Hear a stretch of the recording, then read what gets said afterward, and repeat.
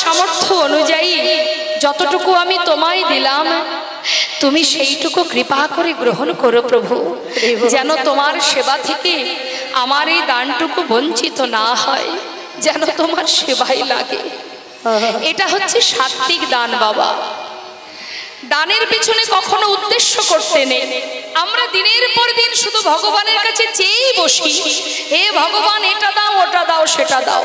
ভাবা যায় বাবা, কার কাছে চাইছি আমরা? যিনি সর্বস্ব দিচ্ছেন আমাদের, তথাপিও আমরা খুশি নই।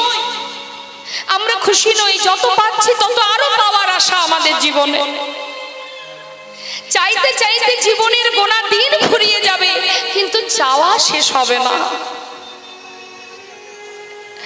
তিনি যে সদা সর্বদাই আমার সঙ্গে আছে, এটাই তো বড় পাওয়া। এটাই আমাদের বড় পাওয়া যে তিনি আমার কাছে আছে।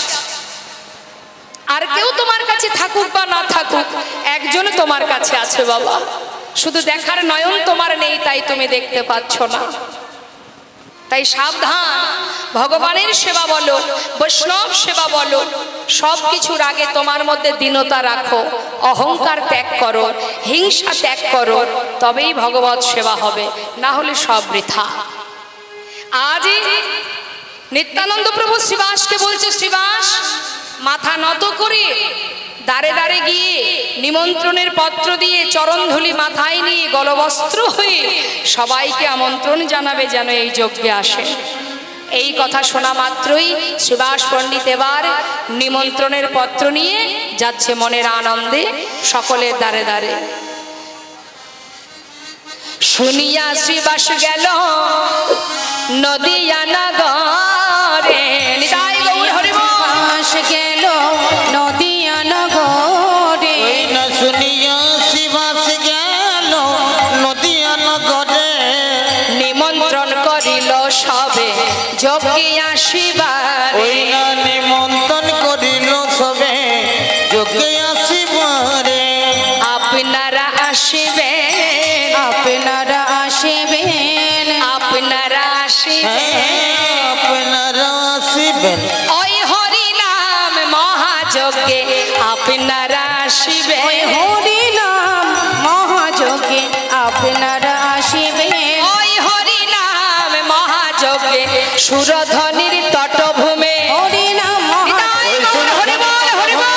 নামে মহাযজ্ঞে, সুরধ্বনির পটভূমি, হরি নামে মহাযজ্ঞে সুরধ্বনির পটভূমি আপনারা আসিবেন। এই নামে যজ্ঞে সবাই যেন আসে আসে, এই নামে যজ্ঞে সবাই যেন আসে।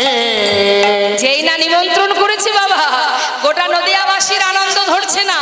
কেন না গৌর হরি তিনি সুরধ্বনির তীরে যজ্ঞ করছে। এই যে মহানন্দ মহানন্দ, সবাই মিলে ছুটতে ছুটতে সুরধ্বনির তীরে যাচ্ছে।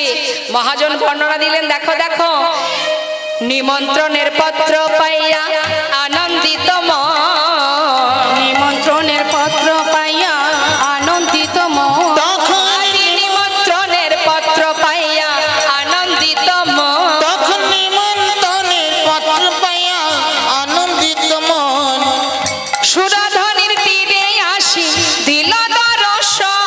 ওই সুরধ্বনির তীরে আসি দিল দর্শন, দেখো সুরধ্বনির তীরে আসি দিল দর্শন। সুরধ্বনির তীরে আসি দিল দর্শন। সবাই মিলে যাচ্ছে গৌর হরিকে দর্শন করবার জন্য। বৈষ্ণব মহাজন বললেন, দেখো আনন্দ আর ধরে না, আনন্দ আর ধরে না, না না আনন্দ আর ধরে না। আনন্দ আর ধরে না, আজি গৌর বাদন হেরবে বলে আনন্দ আর ধরে না। সবাই গৌর বদন হেরবে বলে আনন্দ ধরে না। আহা গৌর বাদন হেরবে বলে হরি হরি হরি বলে। নিতাই গৌর হরি বল হরি বল। হরি হরি হরি বলে, গৌর বদন হেরবে বলে, হরি হরি হরি বলে আনন্দ আর ধরে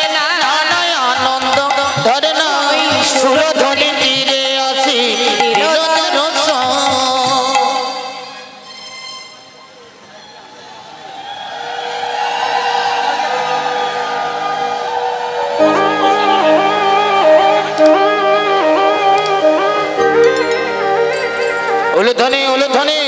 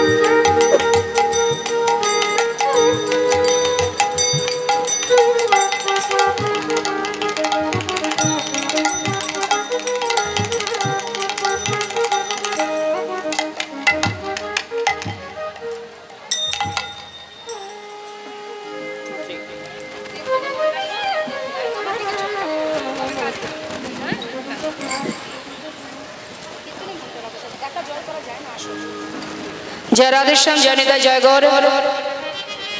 আমরা এত সময় গৌর কথার মধ্যে ছিলাম। বৈষ্ণব মহাজন বললেন, দেখো দেখো নয়ন ভরে সকলে হেরিল, আজ বাসুদেব ঘোষে কহে, যেন প্রভাস তীর্থ যে হইল।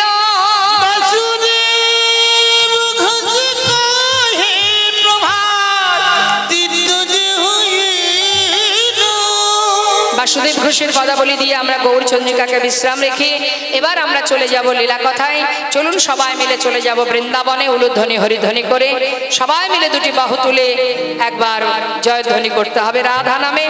সবাই বলুন, বলিয়ে রাধা রানী কি জয়। রাধেশ্যাম, চলুন যাই বৃন্দাবনে, একটা ভজন শুনতে শুনতে চলে যাব। কেমন? জয় রাধা। সমস্যা সমাধান হলে তারপরে কীর্তন হবে। বৃন্দাবন ধাম আচ্ছা অপা জপে যা রাধে রাধে,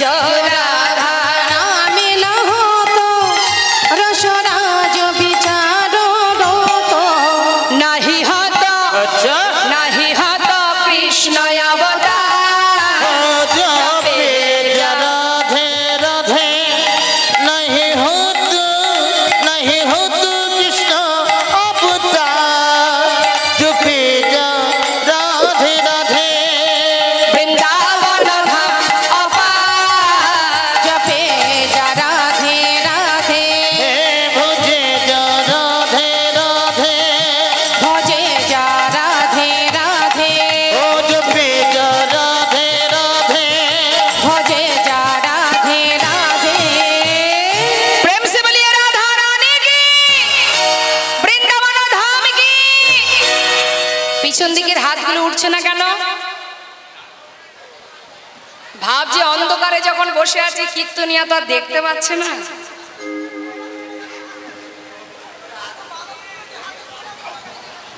আচ্ছা সেটা আপনাকে ভাবতে হবে না, সেটা আমার উপর ছেড়ে দিন আপনি। হ্যাঁ একটু কথা কম বললে বেশি ভালো হবে। পিছন দিকে দু হাত তুলে বলতে হবে বলিয়ে রাধা রানী কি। হাতটা ভগবান দিয়েছে তাই পেয়েছি। কারোর দিকে তুলতে গেলে হাত এ ভালো মন্দ এটা খারাপ সব কিছুই হাতের মাধ্যমেই হয়। ভালো ভালো খেতে গেলেও হাতটার কাজে লাগে, কিন্তু যে জন্যই হাতটা পেয়েছি সেই কাজে আমরা লাগাতে পারি না। যার নেই সে জানে না থাকার জ্বালা। আমরা পেয়েছি বলে অবহেলা করছি বাবা। হ্যাঁ যার হাত নেই অন্যের উপরে নির্ভরশীল হয়ে যার থাকতে হয় সে জানে হাত না থাকার জ্বালা। কিন্তু হাত তো বাবা সেটাই যে হাত দিয়ে ভগবানের সেবা হয়, যে হাত দিয়ে সমাজের কল্যাণ হয়, যে হাত দিয়ে জীবের মঙ্গল হয়, সেটা হচ্ছে হাত। আর এই হাতের বড় অভাব। আমাদের হাত কি শুধু অন্যের কি করে ক্ষতি করব, সর্বনাশ করব, পরের কি করে ক্ষতি করে আমি বড়লোক হব, এই জন্য এই হাত নয়। শুধু পয়সা রোজগার করা, মা বাবাকে চুলির মুঠি ধরে ঘর থেকে বের করে দেওয়া, আবার আঘাত করা, এর জন্য হাত নয়। হাত দুটি ভগবান দিয়েছে, আমি চেয়েছিলাম তাই পেয়েছি। তোমার সাধনা পরিপূর্ণ হয়েছিল বলেই তুমি পেয়েছো। তাই এই হাত ভগবানের সেবার জন্য, এই দৃষ্টি এই নয়ন সেটাও গোবিন্দ সেবার জন্য। তোমার সমস্ত ইন্দ্রিয়গুলো ভগবানের সেবার জন্য তুমি পেয়েছো। শুধুমাত্র সংসার করার জন্য এই দেহ নয়, যে জন্য আসা সেটাই আমাদের হয় না বাবা।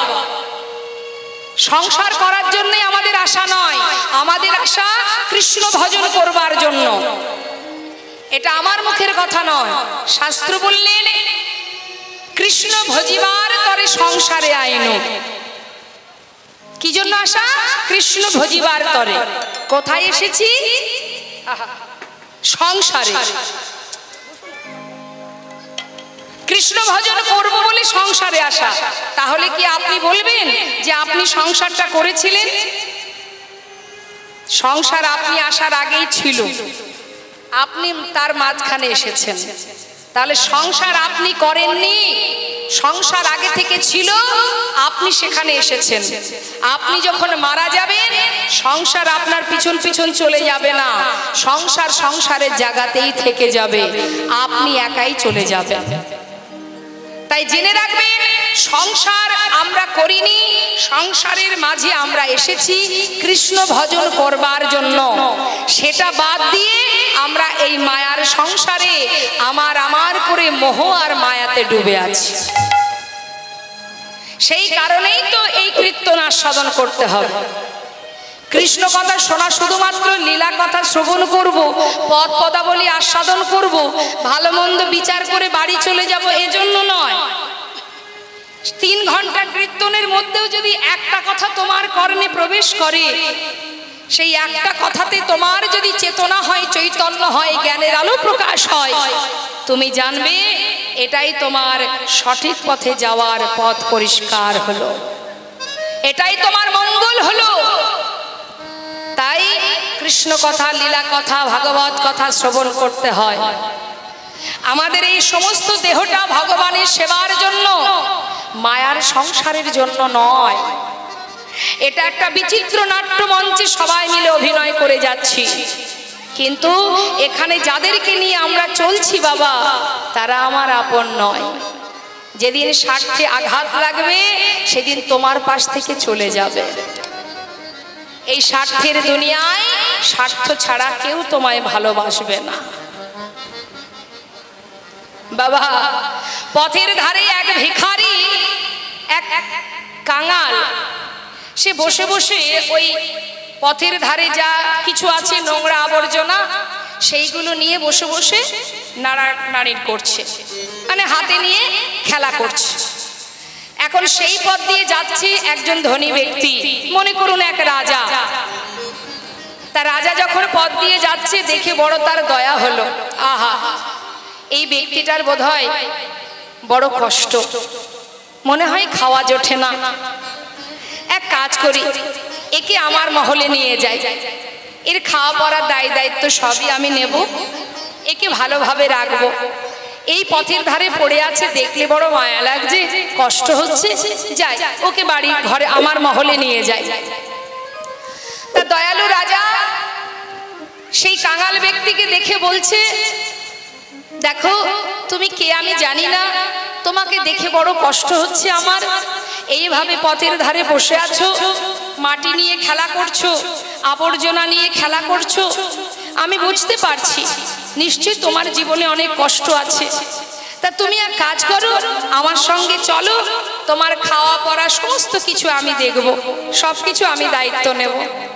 তখন সেই ব্যক্তি বলে উঠলেন, মহারাজ আপনি আপনার মহলে আমাকে নিয়ে যাবেন, আমি অবশ্যই যাব, তবে একটা শর্ত আছে। কি শর্ত? দেখুন মহারাজ, আমাকে তিনটি শর্ত যদি আপনি রাখতে পারেন, যদি কথা দেন আমাকে, তবে আমি যাব।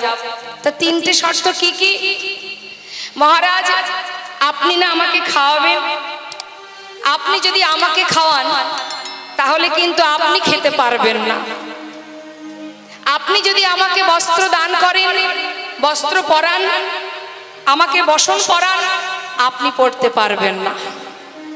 আপনি যদি আমাকে সর্বক্ষণ 24 ঘন্টা যদি আপনি আমার কাছে থাকতে পারেন, এই তিনটে শর্ত, এটা হচ্ছে শেষ শর্ত। কি? আপনাকে 24 ঘন্টা আমার সাথে থাকতে হবে, তবে আমি আপনার সঙ্গে যাব। হরি বল। মহারাজ অবাক হয়ে ভাবছে, বলেটা কি? ওকে খেতে দেব আমি খাবো না, ওকে বসন দেব, বস্ত্র দেব আমি পরবো না, আবার 24 ঘন্টা ওর কাছে আমায় থাকতে হবে। তা আমি যদি 24 ঘন্টা ওর কাছে থাকি তাহলে আমার এই রাজত্বটা কে চালাবেন? তাই গৌর হরি। আরো তো সবাই আছে, তাদের দেখাশোনার দায়িত্ব তো আমার, আমি তো রাজা, সমস্ত প্রজাবর্গকে দেখভাল করতে হবে, শুধু তোমার পিছনে থাকলে আমার হবে? হ্যাঁ, সেটা কি করে সম্ভব? আমি তোমার দায়িত্ব নেব, কিন্তু তুমি এই যে শর্তগুলো দিচ্ছ এগুলো আমি কি করে মানবো বলো দেখি? তুমি খাবে আমি খাবো না, তুমি পড়বে আমি পড়বো না, তুমি ঘুমাবে আমি ঘুমাবো না, আর 24 ঘন্টা তোমার সঙ্গে থাকবো কি করে? তাহলে আপনি চলে যান মহারাজ, আপনার সঙ্গে আমার যাওয়া হলো না। কারণ আপনি আর কত বড় দয়ালু, কত বড় মহাজন, কত বড় মালিক আপনি। আপনার থেকেও একজন মালিক আছে যিনি 24 ঘন্টা আমারই পাশে আছেন। তাই গৌর হরি বল, হরি বল। সে আমার অন্ন যোগায়, তাকে কেউ খেতে দিক বা না দিক সে সবাইকে দিয়ে যায়।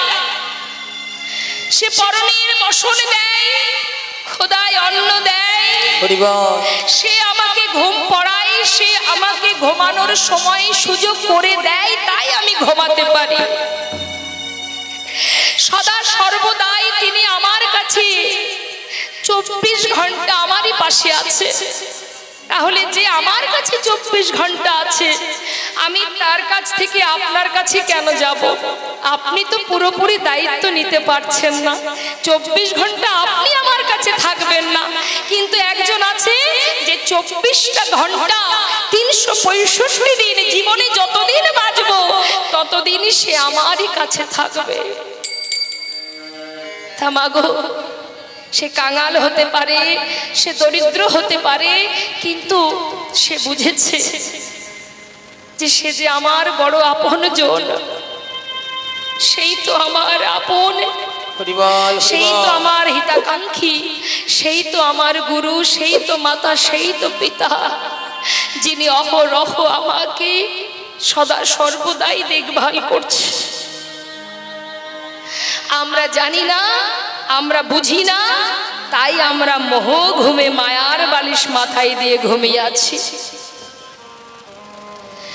আজ এই লীলার মধ্যে থেকে আমরা জানবো, দেখুন মা, এই লীলা শুধু শ্রবণ নয়, কিছু বুঝতে হবে, জানতে হবে।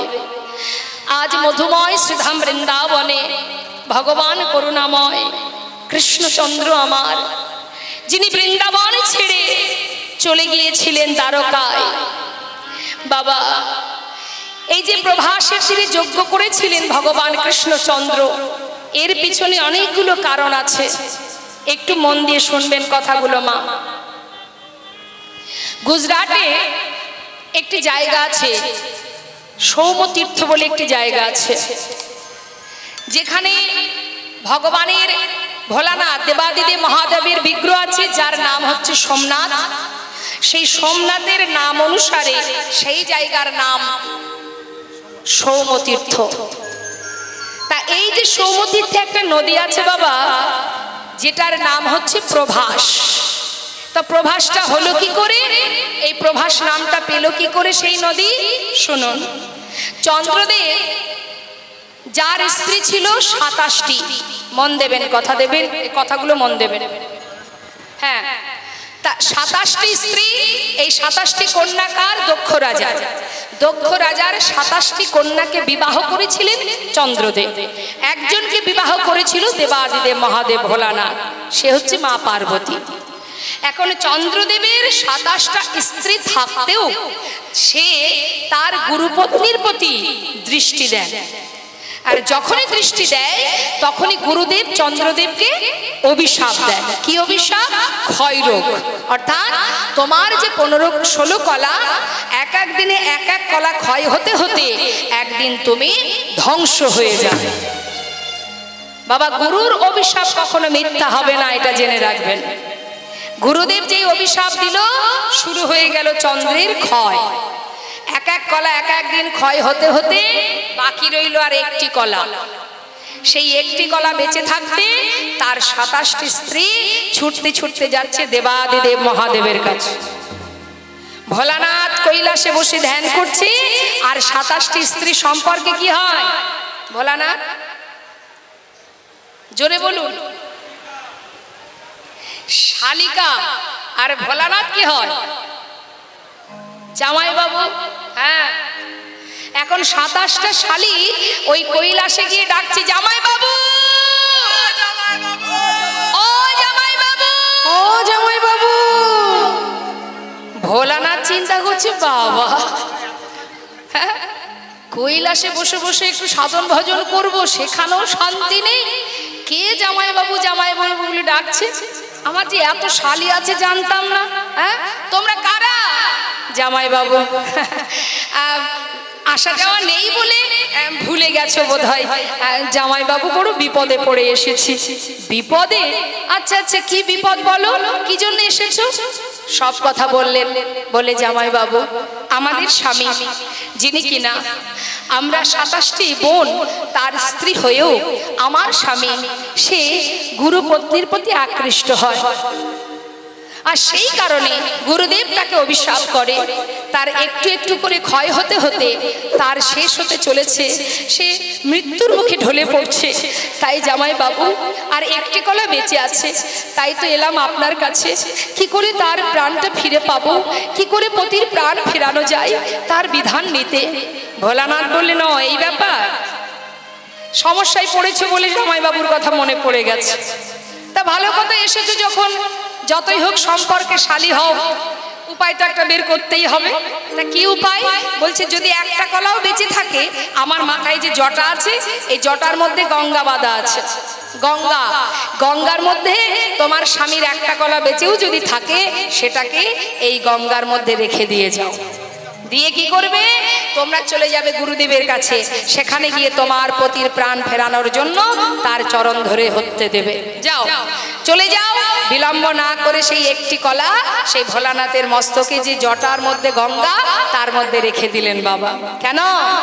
এর মধ্যে থাকলে তার কোনো অভিশাপ আর লাগবে না।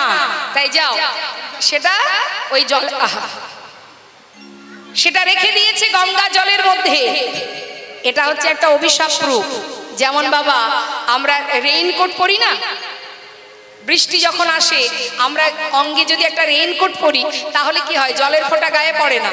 হ্যাঁ, তা ওয়াটার প্রুফ যেমন আছে, আর এটা হচ্ছে অভিশাপ প্রুফ। এর মধ্যে থাকলে তোমার স্বামী আর মরবে না। যাও, এবার সেই একটি কলা মস্তকে জটার মধ্যে রেখে সেই 27টি স্ত্রী চলে গেল ভোলানাথের কাছ থেকে গুরুদেবের কাছে। গুরুদেবের কাছে গিয়ে যখন গুরুদেবকে বললেন, গুরুদেব এখন আমাদের উপায় কি? পতি যে প্রাণ হারাতে বসেছে, গুরুদেব আমরা তো কোনো অপরাধ করিনি, তাহলে আমরা কেন পতিকে হারিয়ে এই বৈধব্য জনম সইব? পারবো না গুরুদেব, আমাদের কৃপা করুন। গুরুদেব বললেন, বেশ, তোমাদের প্রতি আমার কোনো ক্ষোভ নেই, কিন্তু বিশ্বাস করো তোমার স্বামীর প্রাণ ফেরানোর মতো আর কোনো উপায় নেই। গুরুদেব যদি কোনো উপায় থাকে আমাদের বলুন। কি আর আছে বলো? একটা কলাও যদি বেঁচে থাকতো, তাহলে আমি কোনো না কোনো উপায় তোমাদের বলে দিতাম। গুরুদেব আপনি অন্তত বলে তো দিন, তারপরে যাহাই হবে। বেশ, শোনো তাহলে, যদি একটা কলাও বেঁচে থাকে, সেটাকে নিয়ে যদি ওই সৌমতীর্থে যে নদী আছে, ওই নদীর জলে যদি তাকে স্নান করাতে পারো, তাহলে তোমার পতির প্রাণ পুনরায় আবার ফিরে পাবে, পূর্ণ জ্যোতি ফিরে পাবে। শোনা মাত্রই ভোলানাথের মস্তক থেকে সেই একটি কলা নিয়ে গিয়ে ওই যে নদীতে স্নান করালেন মা, স্নান করানো মাত্রই সে আবার পরিপূর্ণ জ্যোতি ফিরে পেল। আর সেই সময় চন্দ্রদেব তাকে আশীর্বাদ করলো, তোর জন্য যখন আমি পুনরায় আবার জন্ম ফিরে পেলাম, পূর্ণ জ্যোতি ফিরে পেলাম, আমি তোকে আশীর্বাদ করলাম, আজ থেকে তোর নাম হবে প্রভাস। নিতাই গৌর হরি বল। প্রভাস, প্রযুক্ত আশ, অর্থাৎ প্রভাযুক্ত আশ, মানে পুনরায় আবার নিজেকে ফিরে পাওয়ার জন্যই তোর নাম প্রভাস। কিন্তু বাবা এই যে প্রভাস, সে অভিশাপ প্রাপ্ত হয়েছিল, আর এই অভিশাপ খণ্ডন করার জন্যই গোবিন্দ যজ্ঞ করেছিলেন মা। অভিশাপটা কি না, এক মণিপুত্র গিয়েছিলেন জল পান করতে, আর জল পান করতে যখন গেছে, ওই প্রভাসের জলে এক কুমির বাস করছিল। সে কুমির তাকে ধরে তীর থেকে ধরে নিয়ে জলের ভেতরে নিয়ে তাকে খেয়ে ফেলে। আর যখন খেয়ে ফেললো, অন্যান্য মণিপুত্ররা ছুটে গিয়ে তার পিতাকে নালিশ করলো যে মণিবর, আপনার সন্তানকে ওই প্রভাসের জলে এক কুমির খেয়ে ফেলেছে। খবর পেয়ে সেই মণি সেই প্রভাস নদীর তীরে এসে বললেন, রে প্রভাস, তুই আমার পুত্রের প্রাণ হরণ করেছিস, আমি তোকে অভিশাপ করলাম, আজ থেকে একটু একটু করে তোর সমস্ত জল শুকিয়ে যাবে, তোর বক্ষের উপরে কুকুর বিড়াল যারা মূল মূত্র ত্যাগ করবে, এবং তারা তোরই বক্ষের উপর দিয়ে হেঁটে যাবে, যারা মল ত্যাগ করবে, মূত্র ত্যাগ করবে এই বক্ষের উপর দিয়ে।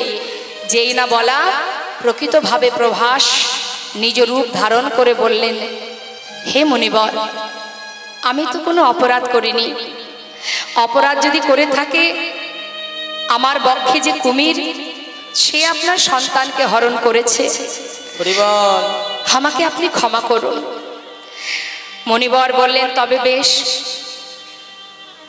আমি বুঝতে না পেরে অভিশাপ দিয়েছি, তবে অভিশাপ যেমন আর ফিরিয়ে নেওয়া যাবে না, তেমন আশীর্বাদও করলাম।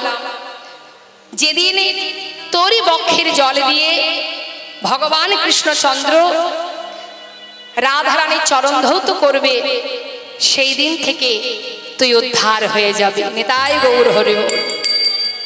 তাই সেই প্রভাসের অভিশাপ মুক্ত করার জন্য ভগবান যজ্ঞ করেছিলেন। শুধু ছিল এটাই কারণ নয় বাবা, আরো অনেক কারণ আছে। কুরুক্ষেত্রে যুদ্ধের পর হস্তিনাপুরে রাজা হয়েছিল ধর্মরাজ যুধিষ্ঠির। রাজা হবার পর কুন্তী পিসিমা কৃষ্ণকে ডেকে বলেছিলেন, পিসিমা, পিসিমা গো, তোমার ছেলে হস্তিনাপুরে রাজা, আজ তুমি রাজমাতা, তোমার জীবনে যত কষ্ট, যত দুঃখ, যত যন্ত্রণা ছিল সব শেষ হয়ে গেছে, আর কোনো দুঃখ নেই। তাই পিসিমা, এবার আমাকে বিদায় দাও, আমি চলে যাই। যখনই এই কথা বলেছে কুন্তী মনে মনে চিন্তা করছে, বাবা, যে কৃষ্ণ তো কোনোদিন এমন করে আমাকে না বলে আমি যাই কথাটা বলে না, বলে আমি আসি, কিন্তু আজ বলছে যাই, তার মানে কি সে আর আসবে না? মুখের দিকে তাকিয়ে আছে। ভগবান বলেন, পিসিমা, যাবার আগে আমি তোমায় বর দিয়ে যাব, তুমি বর চেয়ে নাও, বলো তুমি কি চাও। কুন্তী পিসিমা বলে, কৃষ্ণ,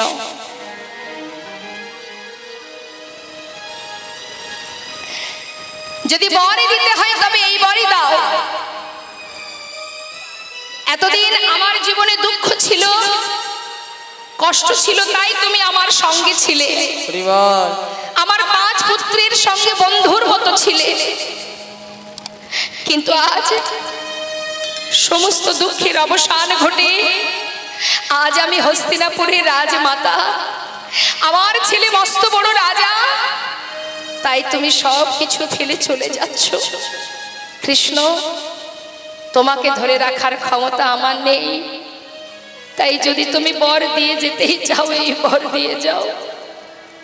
জীবনে আর যত দুঃখ কষ্ট আছে, আর যত বেদনা আছে, যন্ত্রণা আছে, সবটুকু আমায় দিয়ে যাও।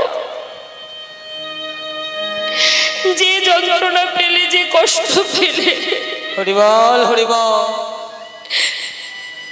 তোমাকে চিরতরে নিজের করে পাওয়া যায়। যে কষ্ট পেলে তোমাকে হারাতে না হয়, সেই বর দিয়ে যাও কৃষ্ণ। পাশে দাঁড়িয়ে ভীম বলছে, মা, সারা জীবন কষ্ট পেয়েছি, সবে মাত্র দাদা রাজা হলো, তুমি আবার কেন দুঃখ চাইছো মা গো? তোমার কি স্বাদ মেটেনি? মা বললেন, ওরে ভীম, দুঃখ ছিল বলে কৃষ্ণ সদা সর্বদাই আমাদের কাছে ছিল, তাই দুঃখটাকে দুঃখ মনে হয়নি, কিন্তু আজ সুখের নাগাল পেয়ে কৃষ্ণকে জনমের মতো হারাতে হচ্ছে। বাবা, তুই বল, সারা জীবন কষ্টে থেকে কৃষ্ণকে কাছে রাখা ভালো, নাকি সোনার সিংহাসনে বসে থেকে জনমের মতো কৃষ্ণ হারাও? নেমে আয় বাবা, নেমে আয়। ওই সিংহাসন আমি চাই না, যে সিংহাসনে বসলে কৃষ্ণ হারা হতে হয়। ভগবান রথ থেকে নেমে এসে পিসিমাকে জড়িয়ে ধরে বলছে, পিসিমা, তুমি আমাকে এত ভালোবাসো পিসিমা, হরিবল হরিবল, আমার জন্য সোনার সিংহাসনটুকু তুমি ত্যাগ করতে চাও? পিসিমা গো, তোমার ভালোবাসায় আমি যে ধরা পড়ে গেলাম তোমার কাছে, আমি কথা দিচ্ছি তোমায় ছেড়ে আর কোথাও যাব না, তুমি কেঁদো না পিসিমা। ভগবান সব সইতে পারে মা, চোখের জল তিনি সইতে পারেন না। কুন্তী পিসিমার কান্না দেখে গোবিন্দ পিসিমার কাছে চিরতরে বাধা পড়ে গেল। পিসিমাকে সান্ত্বনা দিয়ে রথে করে যখন চলে যাচ্ছে, আর একজন চিৎকার করে ডেকে উঠল, মাধব, মাধব, একটু দাঁড়াও মাধব,